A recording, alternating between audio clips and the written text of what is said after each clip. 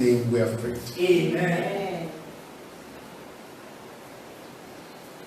Our Father, we thank you for this evening. We thank you for your presence that is with us already. We thank you for the package that you have brought for us. Lord, our desire is that we learn at your feet and we be transformed into the same image, even by the Spirit, in the name of Jesus. Amen. In Jesus' mighty name we have prayed. Amen. Praise the Lord. Hallelujah. Let's be majestically seated before our Father this evening. I welcome us to this week Disciples Convocation, organized by the Holy Spirit for our growth, for our effectiveness, and for our challenge as a people called out of darkness into the marvelous light. There's a responsibility from the Lord to each one of us. And this is the place that God reminds us of that responsibility. When Jesus called his disciples together, the Bible says he sent them out 2 by 2. He sent them out to the places that he himself would come. And he said, when you go, do not go, but rather go. There were specific instructions. Don't carry. There were instances where he told them, do this. When you enter a city, seek for the one who is worthy. Whatever they give to you. So for every assignment from the Lord, there is a couple of instructions from the Lord to the person who has received his assignment. So nobody receives the assignment and then figures out how he will carry it out. God is that detailed. He gives each one of us the details on how we must disciple the nations. This evening we want to consider something that is very important for us as disciples to meditate on towards our effectiveness in the work of discipleship. We want to consider, yesterday during the leadership fellowship, we looked at the truths about giving. The truths about giving. Today we are looking at the law of giving. The law of giving. So we know that giving is not just the truth. It also has a law that backs it up. I'm sure we know that it is not enough for the president of a nation to desire that a university be established, or that a parastatal or a department be created. It is not enough for him to have a desire. He must send such desire to the legislatures, who must enact it into law. It is until there is a law that establishes such an establishment that thing does not remain established. For instance, we have something like Empower in Nigeria, an initiative of the federal government to make provisions available for the unemployed youth. Now, that Empower is a policy of this administration. When the next administration comes, there is going to be a repeal or a cancellation of such an exercise. Why? There is no basis for it in the law. There is no sustenance for a thing that has no law backing it. Any one of us can do anything, but when there is a law that institutes, that backs up what we are expected to do, it is no more an advice. It is no more like somebody wishing. It has become a command. It has become a statute which we must be bounded by. So today we want to look at the law of giving. It is not something that we are expected by God to do emotionally or to do when we are high. It's an expression of who we are. And we are going to find out this evening as we go to the book of Genesis chapter 1, and we start our meditation from 26. Yesterday we were taking through Genesis chapter 1 to 3. Today we want to start from verse 26.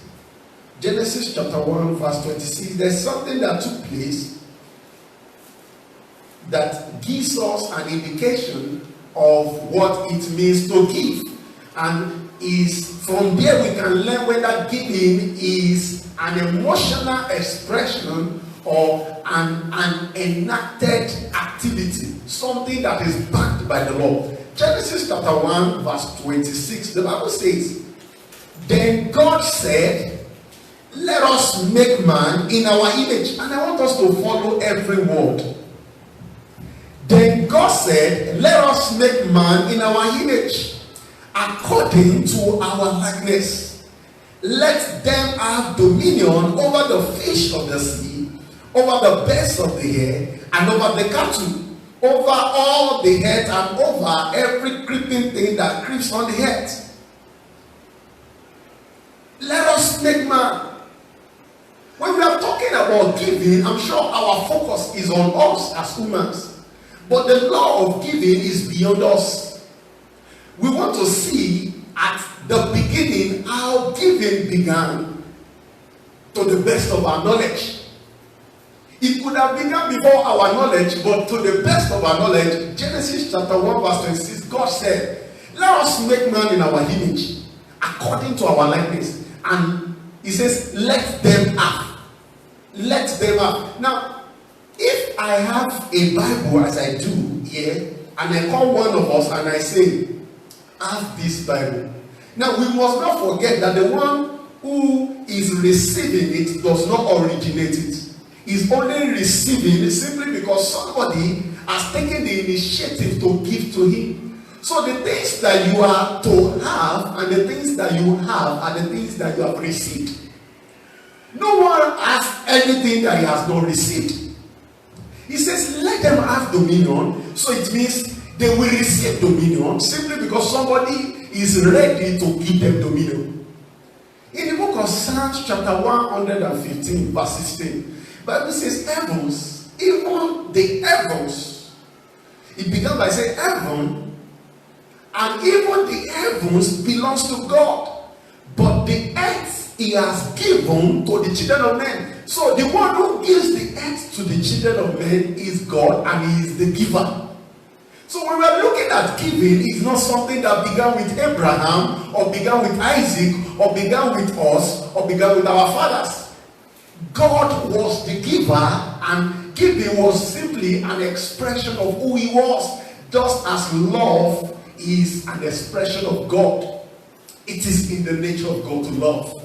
In the same way, it is in the nature of God to give. And that's what we saw here. When God said, let them have, it means God, before that moment, had dominion. Psalms 115:16 says, heavens belongs to God, earth he gave. But we must not forget, based on Genesis 1:1, in the beginning, God created the heavens and the earth. So it means at the beginning, God had the dominion over the earth and the heavens. It was only his prerogative to say, let them have. The things we used to have, let us give part of it to them. We used to have the heavens and the earth. We will give part of it to man. And that shows us an example of giving. We have two things. You know, you quoted the scripture yesterday, man. He who has 2 tunics, let him give to one who has none. God had 2 tunics, the heavens and the earth, and he decided to give one of them to man who had nothing. And we must not forget about giving. You don't give necessarily to somebody who has something. You can give to somebody who has nothing, and it becomes a foundation for our discussion. Man had no dominion before that time, but God, who had it, said, let them have it. And he was specific. Over the fish of the sea, the birds of the air, over the cattle, and every other thing that creeps on the earth, over every beast. In fact, the dominion over the earth he gave to man. So that is very important for us to note from Genesis chapter 1, verse 26. God made man in his image and likeness, then God gave dominion to man. Let's go to Genesis chapter 2, verse 7, for us to see another expression of God's giving on the earth. Genesis 1:7, the Bible says, and the Lord God formed man of the dust of the ground, and breathed into his nostrils the breath of life, and man became a living being. There are a few things that we must observe. The first thing, the Bible says, and the Lord God formed man from the dust of the ground.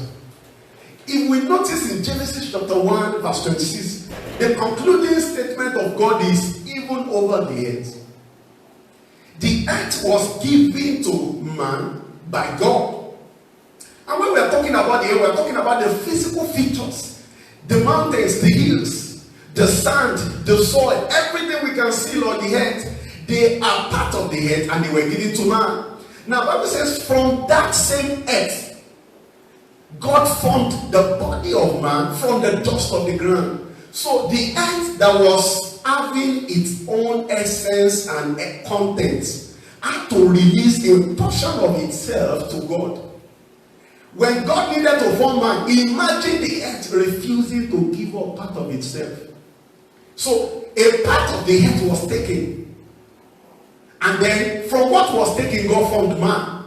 That's the first thing we mustn't forget. The earth actually gave man something that was necessary in his making. Do we note that? Alright. Then he says, and breathe. We could have said, and the Lord God formed man and breathed into his nostrils the breath of life. The question is, who had the breath of life? Who did it belong to? God. The breath of life was in God even before man was made. God had it in his possession. He was the custodian of breath of life. And so a portion of that was released into man. Does it not show giving? So God gave his breath to man. That's why there was a scripture we read some weeks ago, when the Bible says he gives breath to the inhabitants of the earth, to the people on it. We receive breath from God. So the one who gives breath is the giver of breath. So when we're talking about giving, it does not originate in us. We are not the author of giving. And we cannot become the best givers in the universe. Because before we ever came, there was one who was giving. And we were only made in his image and likeness. And we must not forget that. And then let's note the last thing in that same chapter 2, verse 7. It says, breathe into his nostrils the breath of life, and man that was formed. Man that received.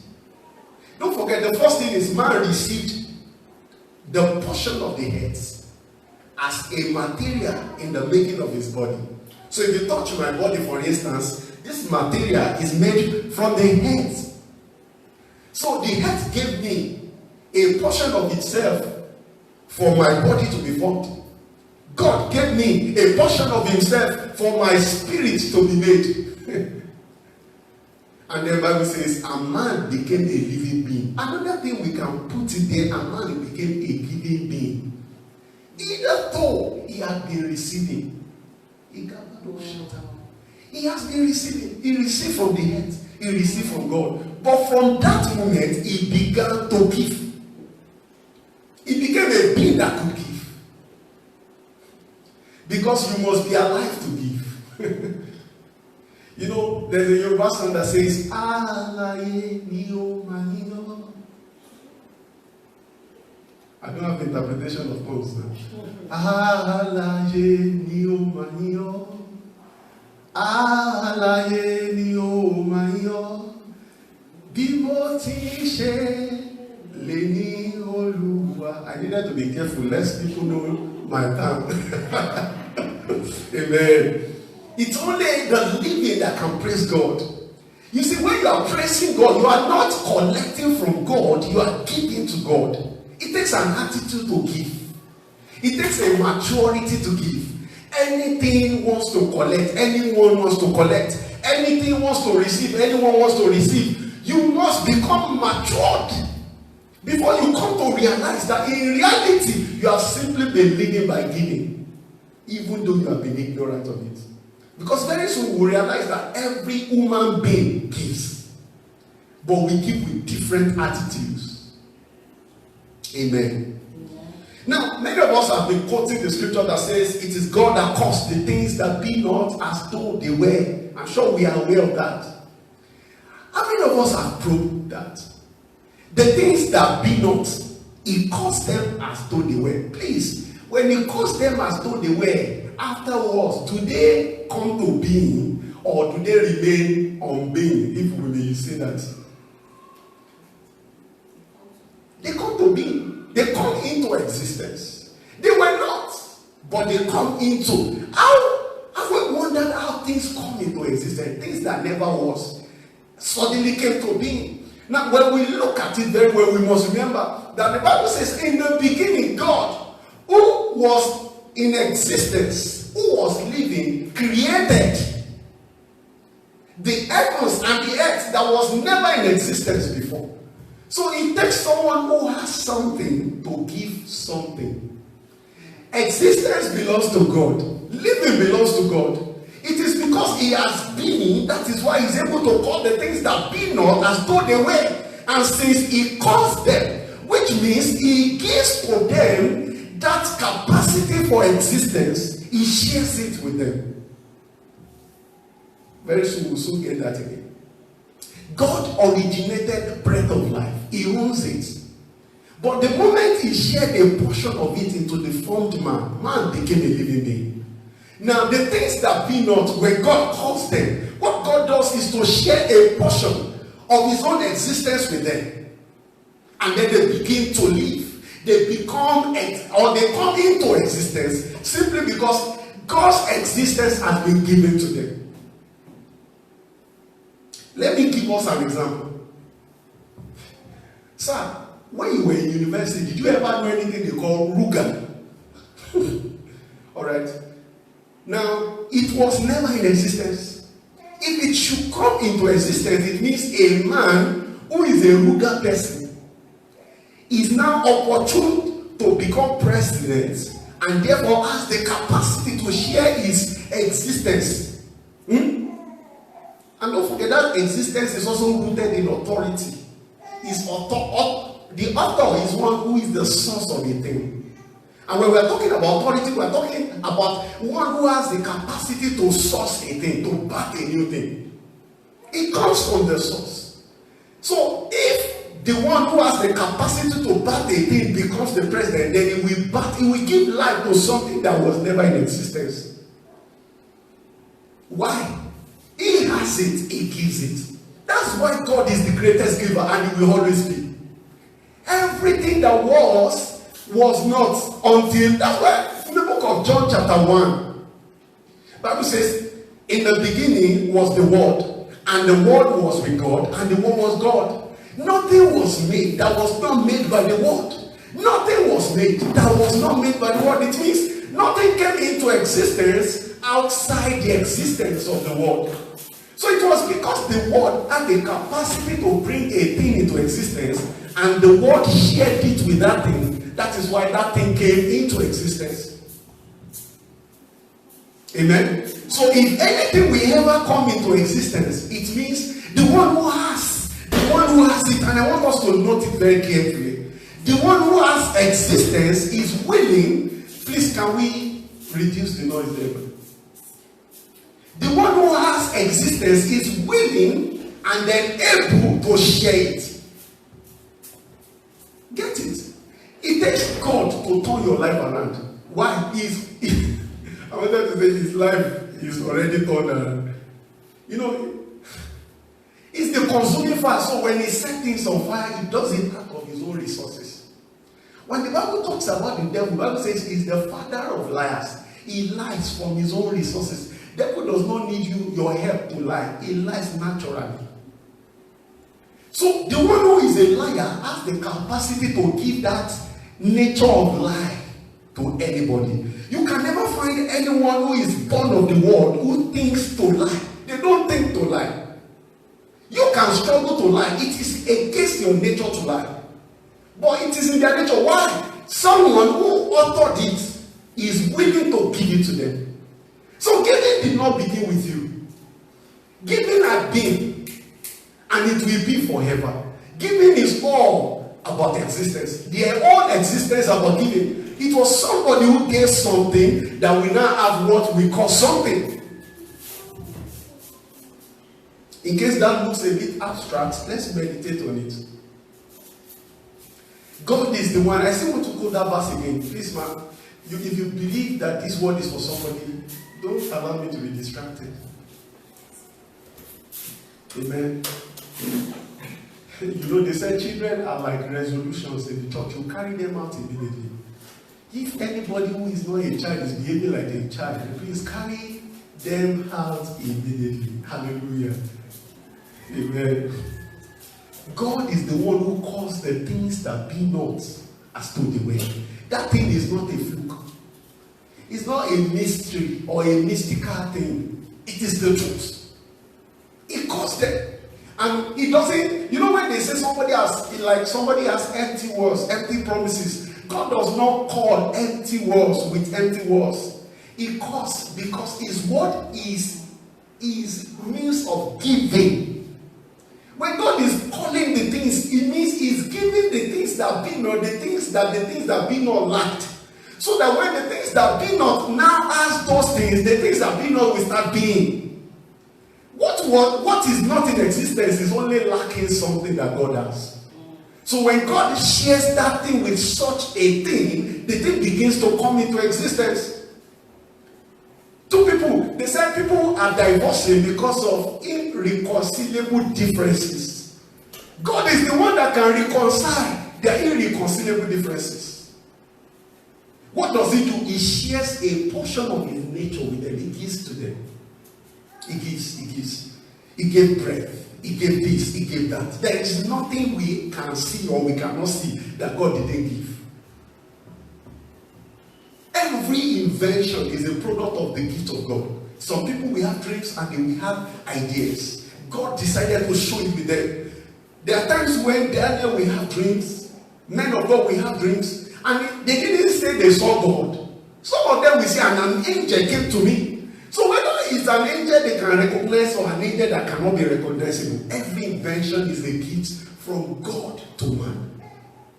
Is a gift. So a man who does not understand God as a giver will struggle to give. You think you are giving up because you have an emotional expression. No! It must be your nature. Alright.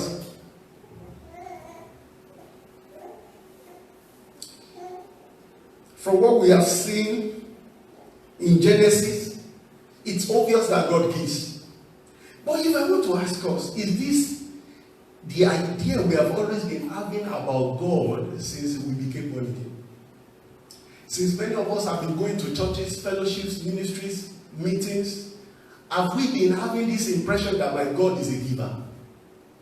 And he gives everything. Have we been having that? Has it been our knowing as a people of God that the God whom we belong to is the one who gives? You see, the impression many of us have, many of us can't confess it now, is that having gone to places and gone to people who have names linked to God, affiliations linked to God, we've come to conclude that it looks as if these people are after my money. They are after my this, they are after my that. They just want to collect. Have we, has any one of us had anyone who complained about that? You have never had anyone who complained. I've had. Have you had? All right. She's an apostle of love. She may not hear. You know, let me say it again, because it's a known matter. Have you ever, since you became born again, had someone complain that why is it that the church, they're just asking me for money? Last time they asked me, but this one they asked me. The program, in fact, I've not even had anything they've asked for offering. Have you never? You have. Thank you, ma. Because there are some questions that you wish you don't have a negative answer. Amen. So it's possible for us as a people now to assume our God is a receiver. But that is very far from the truth. When we organize crusades, even sinners give offerings and they give. And some people will rather ask you, is it me they are asking for or they are asking for my money? If it's my money, no problem, but my soul, I got to enjoy my life. Do we understand? I'm sure we still remember the story of Naaman and Elisha. Naaman said eventually, since you have refused to collect the things that are brought, then I must serve the Lord your God all the days of my life. Since you have refused to collect these things, then I am indebted to your God forever. That is to show us our God is not a receiver, he's a giver. If you have his nature, you don't function after the order of receiving, you function after the order of giving. That's the truth. Some people can give you impressions, but that's the truth. Go from Genesis to Revelation. You will hardly find God desperate for anything to receive from his people or from his creation. He is committed to give. In fact, God built all of us with the capacity to give. God does not ask us to give. In our nature, we have been built to give. The way God designed his creation, he created them to give. The sun is giving. Another word we can say is the sun is burning. When Jesus wanted to talk about John the Baptist, he said when he was with you, he was a burning and a shining light.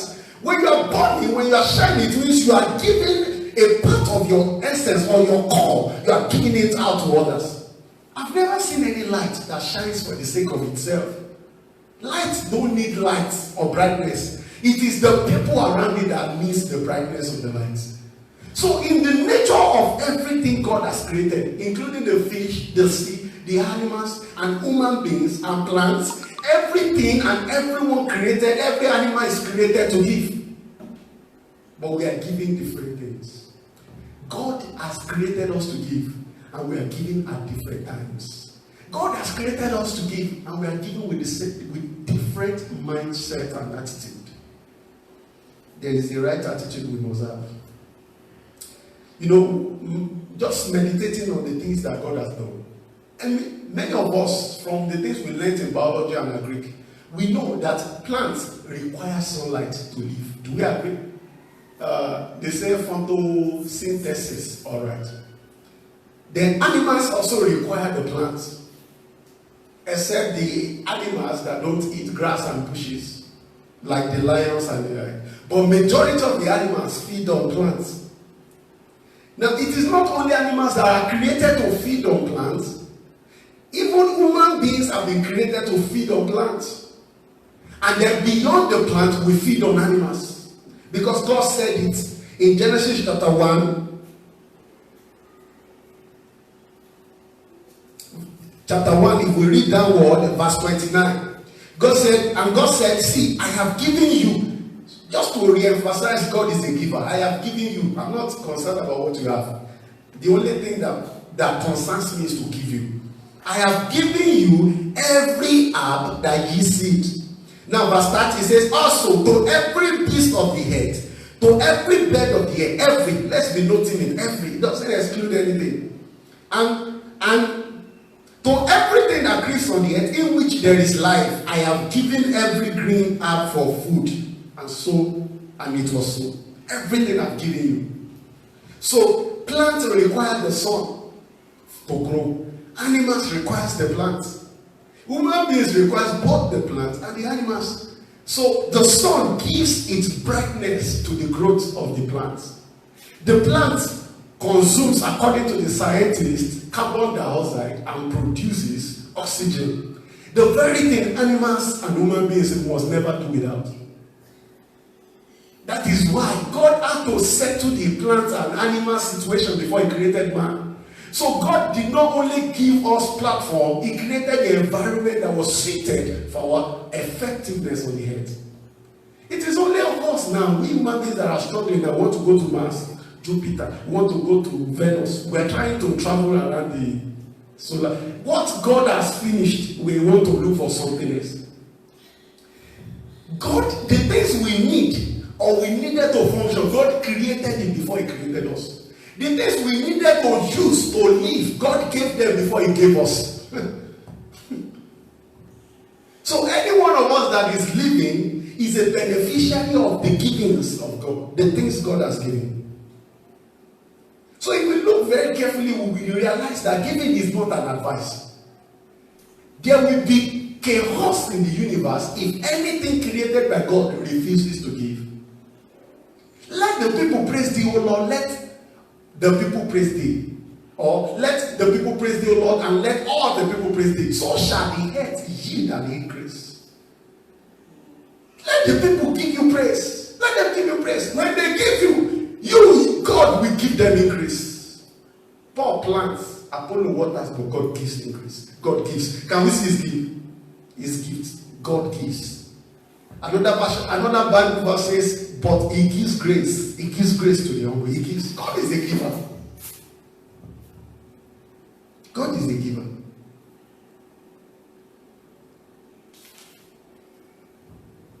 I want to remind us something we've said now before we go on.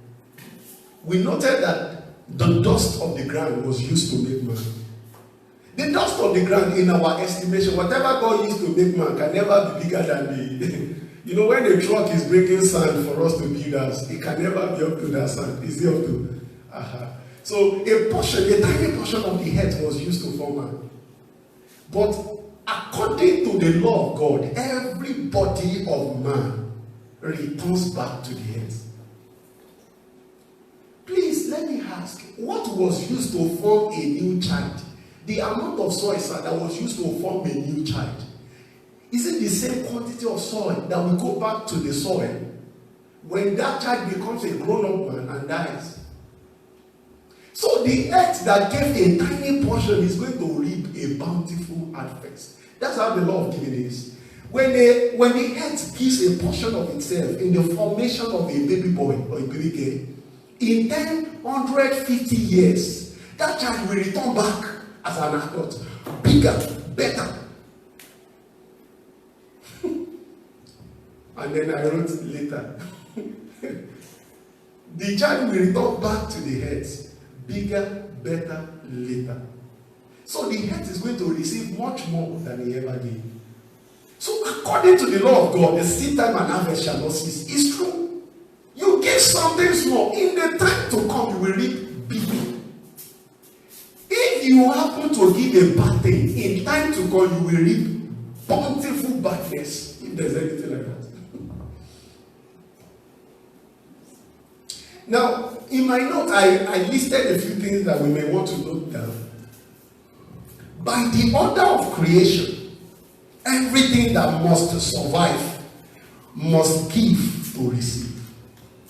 By the order of creation, everything that must survive must give to receive. Then I noted that nobody perpetually receives oxygen. Nobody does like this. It's not possible. Nobody perpetually receives oxygen. And I want to list another thing. Nobody perpetually eats food. There is nobody who loves mama put so much but sit down there from morning to night for 7 days in a week. Nobody. You cannot love food so much and you sit in front of food. It's never done. Another thing. Nobody perpetually learn new things. Nobody. We love to learn. But as soon as this moment is done, we go out of here. That's it. You cannot sit down, somebody is teaching you for the rest of your life. Just sit down, teaching you. Sit down. No. Just sit down. I'm still teaching you. Because what happens is when I'm teaching you and you are sitting and you are receiving. You cannot perpetually receive. Even if it's knowledge, you must never perpetually receive. Another thing is nobody perpetually listens. You staple your mouth with staple machine, stapler, and you want to listen for the rest of your life. You cannot do it. So what happens? Man, you are quiet now, but do you remain like this all day? No. There are moments in your day that you speak out. There are times you hear, there are times you speak out. That's why God gave you both the listening ear and the speaking mouth. There's a time to eat. You sit down, you eat. At a moment in time, later, you must go to the toilet to release it. You are giving it. Sir, when you give it, I remember maybe those of us or those people or those of us that grew up in the village, that you don't have the opportunity to use the water system toilet. You go into the bush and you give it up. And then the farmers maximize it. Do we understand? So what you have given up that you think is lost, if any one of us knows what they call biogas, yes, biogas. They actually sometimes, not compulsory, they can use alternatives. They gather the waste of human beings. They gather it up. The things you release, if you open sockaway so hot, it comes hot. It could remain like that hot. And chemicals are reacting. It produces gas that is enough to power a moving vehicle. It can power anything. I've seen a biogas powered aeroplane. It can power. So the things that you release as waste has become a raw material for other people to use. The animals will feed on grass, but eventually they will release. The farmers will pack what they've released and use it on their farms. So it's like a cycle. The way God has created the universe, there is never expected to be lack for anything if only somebody else is releasing something. Imagine me keeping quiet at this moment. Will you hear anything? Imagine me just learning it and never saying it. Then there is a problem in the divine order. Because the way God has done it, you learn, you teach. You learn, you teach, you learn, you teach. And if you do not teach, you will not learn a new thing. Go and test it. I've tried it before. Stop, don't teach anybody, don't write any article, don't preach any message. Just keep quiet, just be studying the Bible. Very soon you get frustrated. Don't apply the Bible, just learn it. Don't put to practice what you have learned. That's why the Bible says it is not the hearer of the word that is blessed, it is the doer. One who makes it to work, who works it out. You don't just learn, you don't just listen, you must speak. You must speak. Now, there are 5 questions that I want us to probe this evening before we conclude. 5 questions. And we will look at those questions first before we find their answers. The first question: must I give up to go home? If I notice we are not rewriting it, I will just be fast. Must I give up to go home? Number 2, must I give only to the servants of God? Number 1, must I give up? Not join together, give, then up, to go up. The second, must I give only to the servants of God? Number 3, must I give only after I experience an overflow? Must I give only after I have experienced an overflow? Number 4, must I give only money? Must I give only money? And then the last one, must I give only to believers? These are 5 questions that could be a burning question in the heart of people and in our own hearts. The first question that says, must I give all to go up? I want us to quickly go to Luke chapter 3. In front of it, let's put Luke chapter 3, verse 9 to 11. Luke chapter 3, from verse 9 to 11.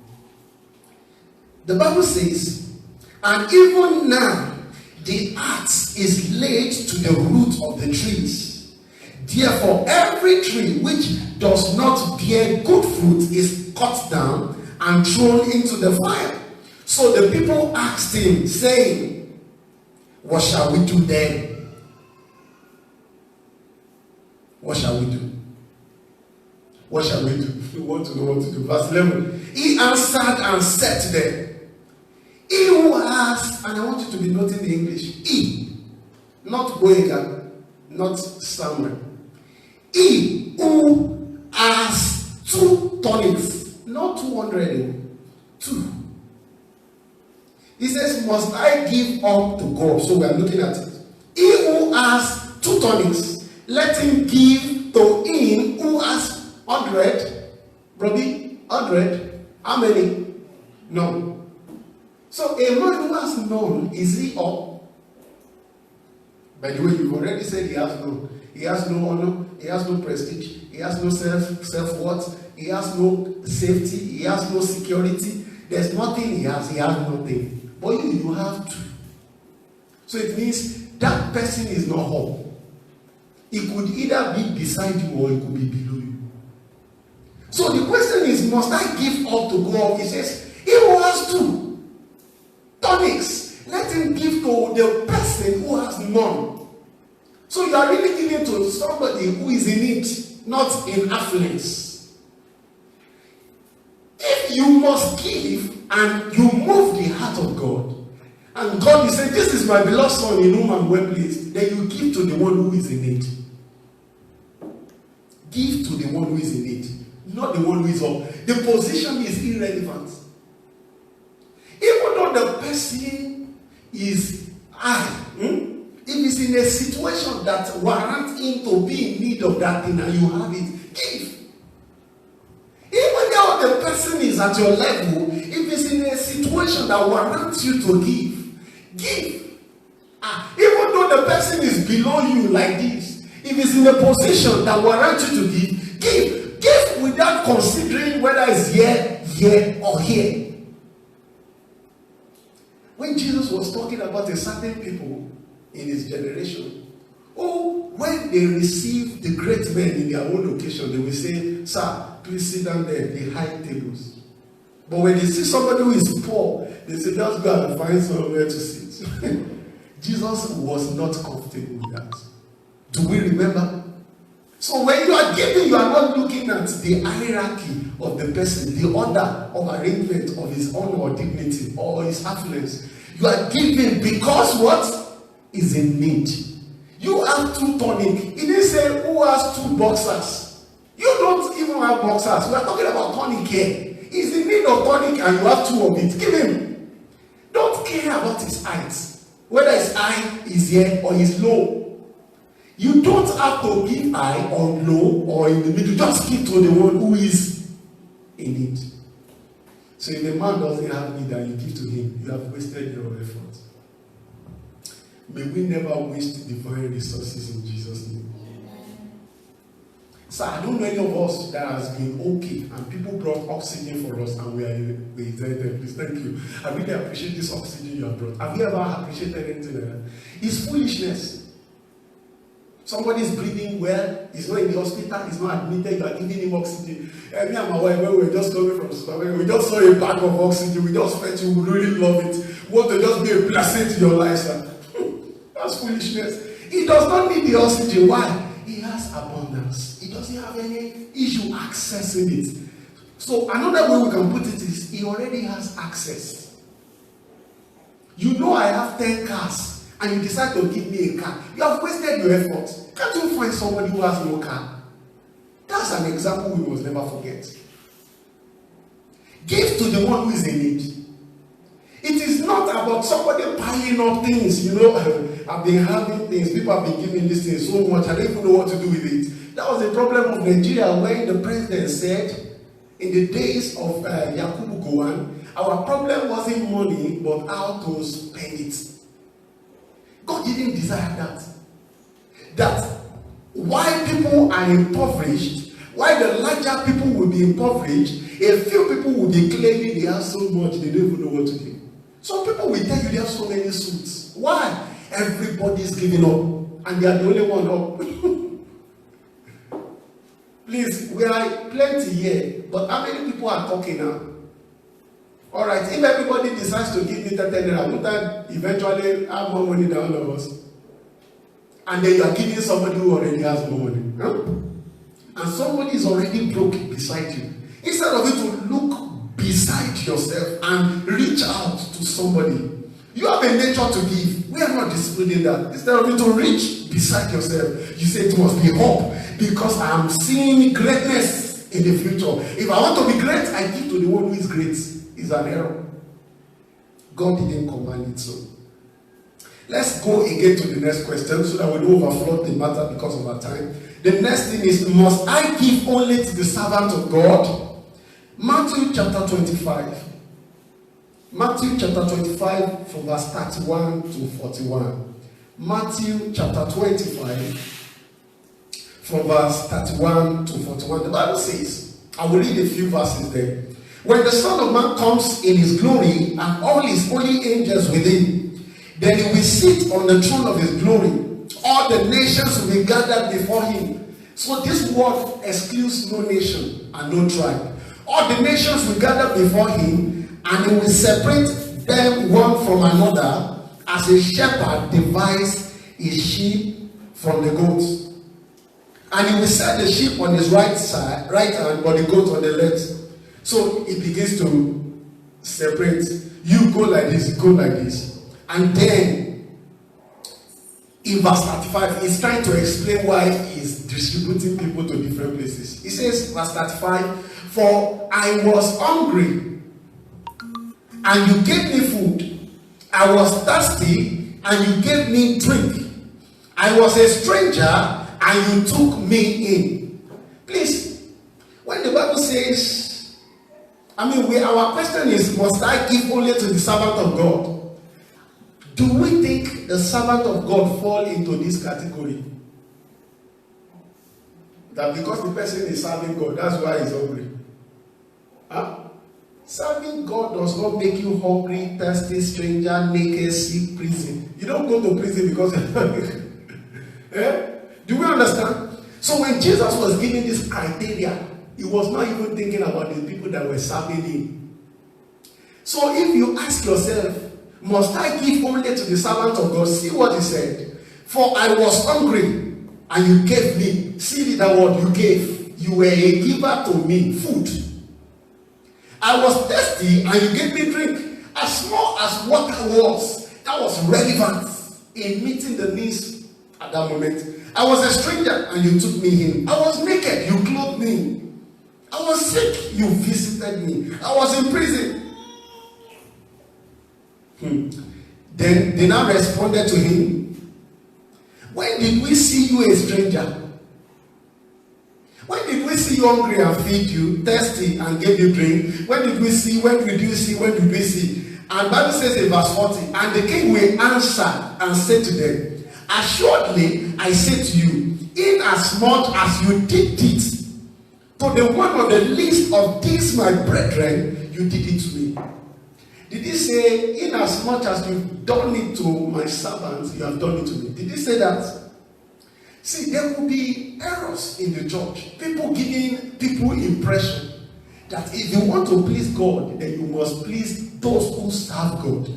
In the ordination of God, the way God ordained it, God ordained that you give to anybody in need. You know, we said that already. If somebody is in need of clothing, it doesn't matter whether he's serving God or he doesn't serve God. You have the nature to give, and you have the clothing with you, then you must do it. God will bless. Jesus said, in as much as you have done it to the least, he didn't say to the highest. My brethren, there could be the greatest of them. There could be one who is average. There could be one among them who could be the least of them all. Even if you have done it to that least one, you have done it to me. Do we get it? It is not necessary you give to a servant of God. If you give to a servant of God, you will be blessed. If you give to somebody who is not a servant of God, who doesn't even know God, you will be blessed. You will. You know, I was just meditating on something, please. Imagine somebody who has in his wardrobe 60 pieces of trousers. Just imagine, for instance. And let us not even say 60. He has like 15 trousers. But all of them are old. He bought them maybe when he was younger. They are old. But he has not changed them. He did not give anybody anyone. He has those 16. Maybe they've even become like 22 trousers now. Now, out of such a person who has 22 trousers that are old, and somebody who has one trouser, who will be eager to buy another one? Please. Somebody has 22 old trousers. Another person has one trouser. Who will be eager for a new trouser? Eager. Let's turn that word eager to hunger. Jesus said, blessed are those who hunger and thirst. You don't have what you are hungry, you are not hungry for. You see, we fool ourselves with our abundance. Sometimes we just have old abundance. It has no life in them. The true life that God has ordained is that what you have, you give. If you have to give one, you see, because you're giving one, then God can then have a need to add to it. If all you do is to pile up the things you have ever had since you were born, then you have no room to receive a new thing. I have seen it. If I have a shoe and I'm not wearing it, if I don't give it out, even me don't know I need a shoe. Let me say it again. If you have a set of clothes you don't give it out, you will not get a new clothes. That's the truth. If your wardrobe is too full, you won't get a new one. You will not even buy a new one for yourself. Let's just meditate.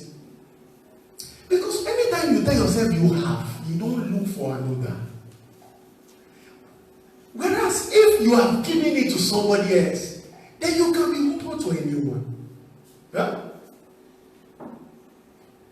Some people have 4 telephones, handsets. 4.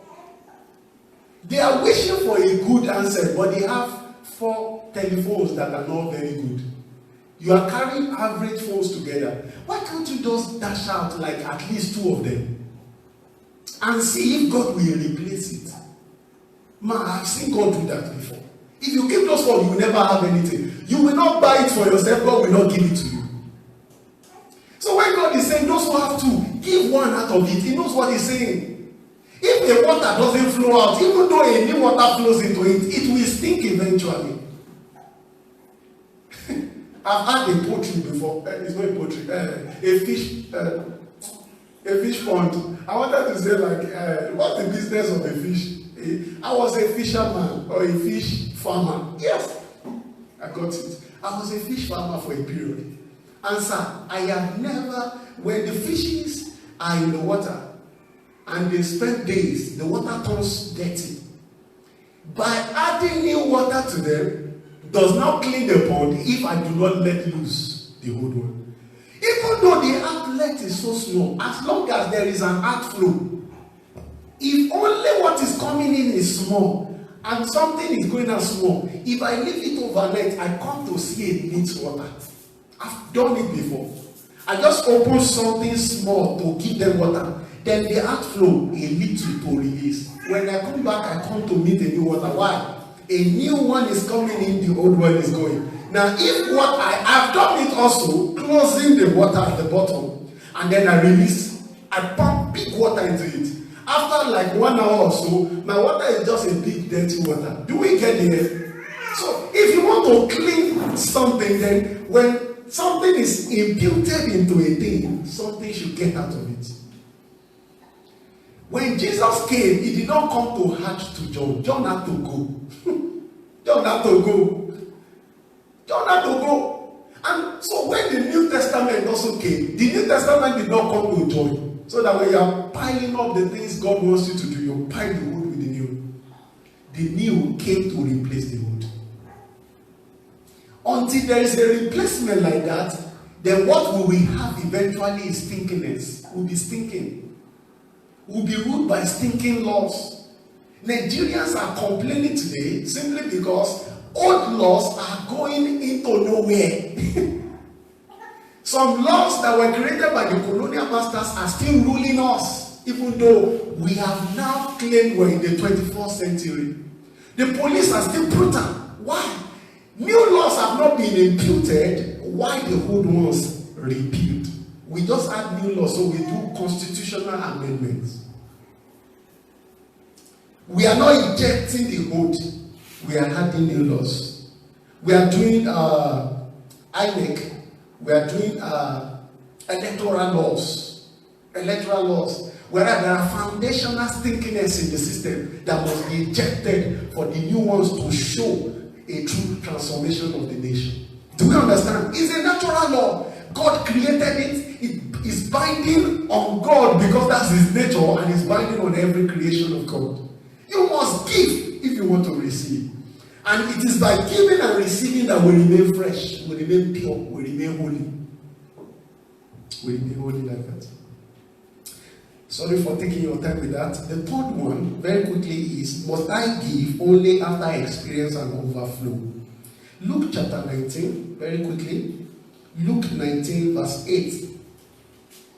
Luke chapter 19 verse 8. The Bible says, then Zacchaeus stood and said to the Lord, look, Lord, I give half of my goods to the poor. And if I have taken anything from anyone, by false accusation, I restore fourfold. Look, Lord, I give half of my goods to the poor. So a man who is asking Must I give when I have an overflow? There is no time in your life that you don't have something that you can divide into half, except your children. There is no time in your life that you don't have something you can divide into half. At what point in my life can I give something once it has become something I can divide? That's the least expectation for any one of us. Should I come again? Anytime you have something you can divide. If God helps you, you have an even number, you can give it. What should you do? Divide it into two. Give a portion of it to someone else. It is what God has that He gives to us. The Bible says, unto us a child is born, and unto us a son is given. He had the son. For God so loved the world that He gave the only begotten Son. He gave. He gave. At what point can I give? Is it until I have 1 million in my account? Even if you have 10,000, you can give somebody 5,000. Even if you have 1,000, you can give somebody 500. You cannot imagine what that 500 can do. If you have, what should I use now? You have 2 slippers. 2 slippers. And sincerely, for many of us, I've checked myself, I've been wearing the same slippers for months now, like 2-3 months. There are other slippers in the house I don't like. It's like by nature, I don't know about others, so maybe I should not generalize. By nature, let me use myself. I wear 1 slippers. I don't feel comfortable to wear Dunlop slippers to bedroom and in the house. I wear 1. So in your own house, you know there are 3 or 4. Nobody wears it. Take 1 and give to somebody else. It's not an insult to give. It's not an insult. If you give that thing, God will give you something else. Alright. You don't need to have overflow, please. At any moment you can divide, you can give. Hallelujah. In the book of Acts of the Apostles, chapter 4, from verse 32 to 37, it also gives us an instance of at what point any one of us can give. Acts of the Apostles, chapter 4, from verse 32 to 37. Let me focus on verse 93. It says, and with great power the apostles gave witness to the resurrection of the Lord Jesus, and great grace was upon them all. Verse 34. Nor was there anyone among them who lacked, for all who were possessors of lands or houses sold them and brought the proceeds of the things that they were sold and laid them at the apostles' feet, and they did not keep it all, and they distributed to each as anyone had need. Distribution is by need. It's not I love your face, you are smiling very well. It's you need it, you get it. And Bible says in verse 37, mentions from there, it says having land. They having land, not lands. Sold it and brought the money and laid it at the apostles' feet. You don't need abundance to give. That's the point. And maybe the reason why you are not yet in abundance is because you have never given. So let's practice it. Let's spend the next 1 year of our lives now. From now to next year, September, let's just begin to have the living consciousness, the attitude of giving. You see somebody in need and you don't wish the person well. Don't go around wishing people well. Somebody is hungry, you say, be feed. You cannot be feed by what? Man, when Jesus raised up the dead girl, he says, get her something to eat. Jesus didn't speak into her stomach. Don't go around prophesying to my stomach. If you have the food I can eat, please give me. Hallelujah.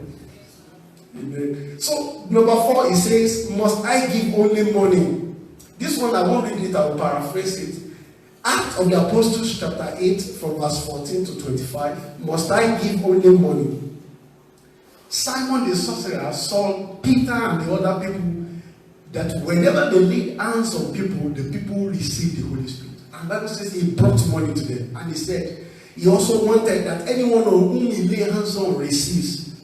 And Peter said, may you perish with your money, for you think you can buy the gift of God with money.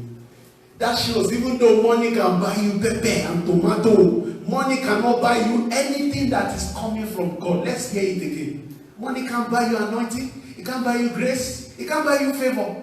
Anything that is spiritual cannot be bought with money, because money is earthly. Money is earthly. Money is of the head. If it is invisible things you are dealing with, you don't need money for it. So must I give money? You don't need to give money. You can give other things. Your destiny is not tied to you giving somebody money. Some people just need some attention. Give it to them if you have it. Some people need some love. Give it to them if you have it. Some people need some care. Give it to them if you have it. Some people need a good word. Some people don't have money, they don't have good words. There's some people, if you can speak into their lives, they will have enough energy to go and fight for another day. If only you can speak the right word in their heart. But you, who is a possessor of words, you have decided to be mute. How can you be a blessing? There was a time I told myself, I must never tell myself until I have money to give to somebody I can be a blessing. God didn't teach me so. And God has not so called me to go around giving people money. Because when God created me, He didn't create me with money. He created me with other things. When God appeared to me, He didn't say, I've anointed you to go and give people money. Giving is beyond money. Those who restrict giving to money are limiting your effectiveness and limiting your expression. Whatever you have, Peter and Paul, I said Peter and Paul, Peter, James, and John, Peter and John, they were going to the temple, and at the beautiful gate, they met a layman who was in need of money. But the real need of his life was healing. He thought he needed money because everybody has been converting help to monetary things. When anybody wants to help him, they give him money. And money has never helped him in reality. Those who think they can only help you with money are not helping you. And if you think you can only help somebody with money, you are not helping them. True help is beyond money. They said to the man, look at us. And the Bible says he looked at them, expecting to receive something from them. And he said, silver and gold, we don't have. Such as we have, we don't have issues with our self-esteem. Lack of money does not show lack of relevance. That you don't have money doesn't mean you don't have authority. Authority is not tied to money. Money is not tied to authority. You may have money and lack authority. You may have authority and lack money. They are not together. Look at us. Silver and gold we don't have, and we are not ashamed of it. God didn't send me to the earth looking for naira and kobo. There is a greater thing I'm created to do. But such as I have, which you lack, I give to you. I have eternal life. Anything I touch lives. It's not about naira or kobo or dollar. It's about the life in me. Anything I touch lives. In the name of Jesus Christ of Nazareth, rise up. The very thing Simon the sorcerer was looking for with money was given to that man with that money, the life of God. God kind of life imparting him, giving him the capacity to walk again. Those who are broke in your family are not in real need of your money. They are in need of what you have. If you don't have money and you have something, don't be ashamed. No, it is an error. There is something you have, give it to them. Don't wish you give money when you have that thing. Give what you have and give it confidently. So must I give only money? It is not a must. What you have, give to people. You have hope, share your hope. You know the way. The Bible says the labor of the fool wearies them all. Are you wise? Share your wisdom. Share it. Share it. All right, the last question is, must I give only to believers? Must I give only to believers? Luke chapter 6 that we read yesterday is something we must consider again. Please, Mark, can you sit down? Luke chapter 6, verse 30, talking about the attitude of a giver. Verse 30 says, give to everyone. Please, everyone, does it show someone or some certain ones? It says every. Give to everyone who asks of you, And from him who takes away your goods, do not ask them back. Verse 35, it says, love your enemies, do good and lend, hoping for nothing in return. And your reward will be great, and you'll be sons of the Most High, for he is kind to the unthankful and evil. So believers are not the only beneficiaries of your blessing. When the sun is shining, it doesn't restrict. It doesn't limit. Even though you are stonks of talking, you go under the sun of 1 p.m. in Nigeria, you will wish you did not do it. So the sun touches anybody and is available for all. Let your light so shine before men, irrespective of their orientation, inclination, race. Let your light so shine before all men that they may see your good works and give glory to your Father. It is your Father that has to be holy and a believing Father. It's your Father that has to be God. They that are benefiting from you, they can be anyone. Because in reality, if you let your light so shine before men, they will give glory to your Father. Before they know it, they start glorifying your Father. Since the glory is not for you, you don't go to the people that loves to say, praise God, praise God. You go to anybody that is in need. And I pray that God will bless us in Jesus' name. I will list things that we will read on our own. There are 3 issues I'm supposed to explain, but because of time, I will just give the verses of the Bible. The first thing I want us to read, people to give to. If you are asking yourself, who should I give to? First people you should give to, and you should meditate on it. 2 Corinthians chapter 9, 6 to 12. 2 Corinthians chapter 9, verse 6 to 12. Apostle Paul was emphasizing about giving. He was talking about collecting things that he may give. But he was not collecting things for himself or for his team. He was collecting it for the saints who were in other places, who were suffering from famine. Believers in need, you should give to them. Don't give to their pastors. You see, if I can give to their pastor, it's okay. No. Like some people telling in the days of Jesus, the things I should have given to my father and my mother, I consider it a gift to God. And so, if only I can give to God things I should give to my parents, I'm as well good as giving it to my parents. The Bible says no. You cannot disobey the commandment of God by the tradition of others. Do we remember that? So, give to the believers. Don't give. If you want to reach out to Sister Benedicta, don't give to me. Give to Sister Benedicta. Do we understand? Don't give to somebody. See, even when I can give to our leader, his leader, I'm okay. No, you're not okay. I pray that God will help us. In the book of Acts of the Apostles, chapter 20, that's the second set of people you should give to. Acts of the Apostles, chapter 20, verse 33 to 35. Apostle Paul was saying, I commend you unto God in verse 30, in verse 32. I commend you to God and to the word of his grace, which is able to build you up. We are reading Acts 20 from 33 to 35.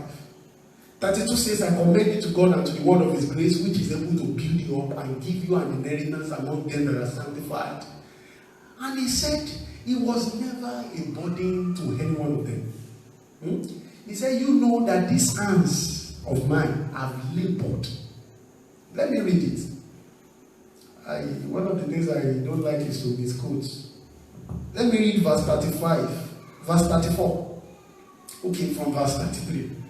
Acts 20, 33 to 35. The Bible says, I have coveted no one's silver and gold or apparel. I have coveted no one's silver or gold or apparel.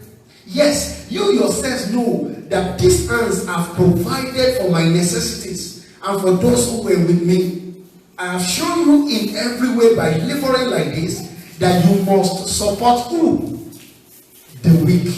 So who must you give to according to that scripture? The weak.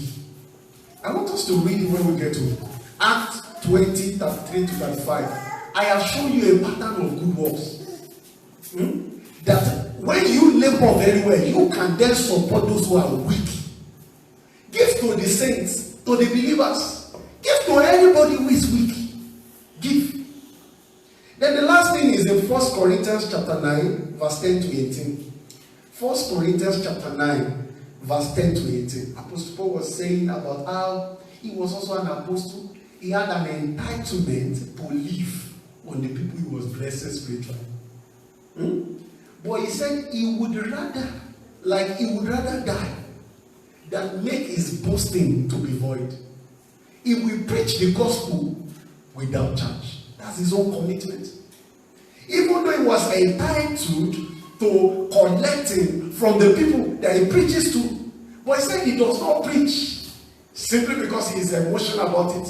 He said, for necessity is laid on me. What is me if I do not preach the gospel? And I've also ensured that I preach the gospel without charge. I don't go around begging people, cajoling people, forcing people to give me. By these hands, I have labored. And these hands have labored for my sustenance or survival. If you want to just note this principle, the reason why you don't have is because you have not given anything. If you give, you will receive. In case you want to ask, when I give, how should I give? And I just noted these things. It's like a rhyme, but you might not write it, you will remember it. How do I give? Give across, give along, give horizontally, give vertically, give around. The Bible says, cast your breast upon many waters.